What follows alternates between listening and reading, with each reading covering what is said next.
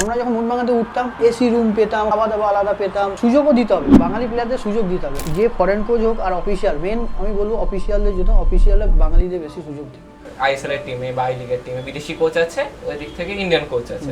তো সেখানে ধরো তুমি খেলতে গেছো, আমাকে সুযোগ দিন, এই যে বলাটা, এটা কি মনে হয় যে মানে হয় বলে?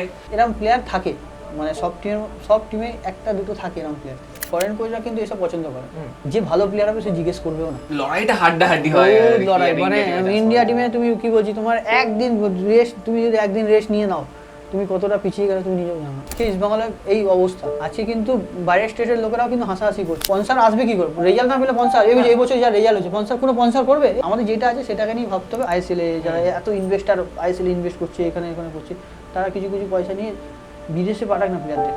ধরো কোনো আমি টাই আপ করলো আর্সেনাল একাডেমির সাথে, বার্সার একাডেমির সাথে, রিয়াল মাদ্রিদ একাডেমির সাথে, তাহলে কি হবে? ওদের থেকে কিছু শিখতে পারবে আমাদের প্লেয়ার, ইন্ডিয়ান প্লেয়াররা। ওদের মতো সিস্টেমে প্র্যাকটিস করলে চেয়ারের গঠন বাড়বে। তোমাকে চিন্তাধারণা সামনে তোমাকে সারাক্ষণ ভাবতে হবে যে আমি ন্যাশনাল টিমকে আমাকে খেলতেই হবে আমাকে ন্যাশনাল টিম। ইন্ডিয়া বাংলাদেশের সাথে খেলেনি, কিন্তু খেলে যায় একটা প্লেয়ারের সাথে, হামজার সাথে। কোথাও কি 11 জন একটা প্লেয়ারের সাথে না কম্পিট করে উঠতে পারছেন? আমাদের ভারতীয় বংশোদ্ভূত অনেকে আছেন, তাদেরকে নিয়ে এসে কি তবে ইন্ডিয়া তবে ওরকম পারফর্ম করতে পারে?